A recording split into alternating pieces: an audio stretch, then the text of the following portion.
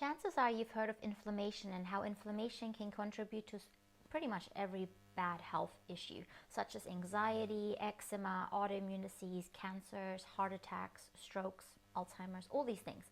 Now, where is this inflammation coming from? Functional medicine always looks at the underlying trigger rather than just giving it some pill to suppress it that might cause issues somewhere down the line.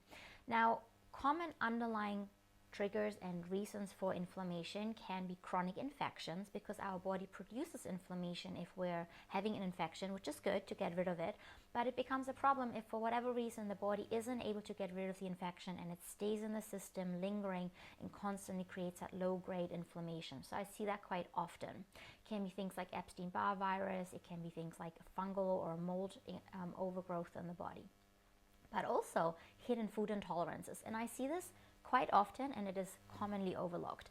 Now, if the body for whatever reason decides that it classifies a healthy food as an invader, it will cause inflammation every time you consume it.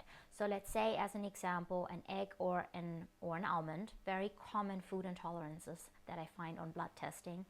If the body has decided they look like an invader and that they have memory cells called IgG, that every time you eat it, the body knows right away to produce inflammation, then every time you eat that food, your body will produce inflammation. And you might not feel it straight away because it's not an allergy where you swell up and you have a runny nose or hives right away, but it's more of a low-grade inflammation trying to kill that food off, but obviously there's nothing to kill off. And that can keep you inflamed for quite a while.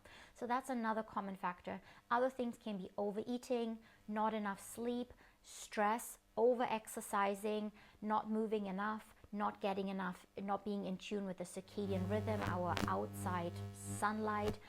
So they can actually also make our body more inflamed. Sleep issues are very common and people aren't quite as familiar with it. But if we have one night of not enough sleep, the next day the body is slightly more inflamed.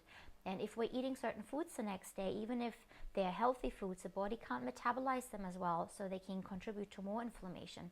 So that's quite a common one that people again overlook. I see people skimping on their sleep so that they can get a workout in the morning, but actually research shows that you'd better be off getting that sleep and then working out some other time, because your body will be more inflamed and not reap the benefits of that workout. I hope you found this helpful. I would love to hear in the comments below.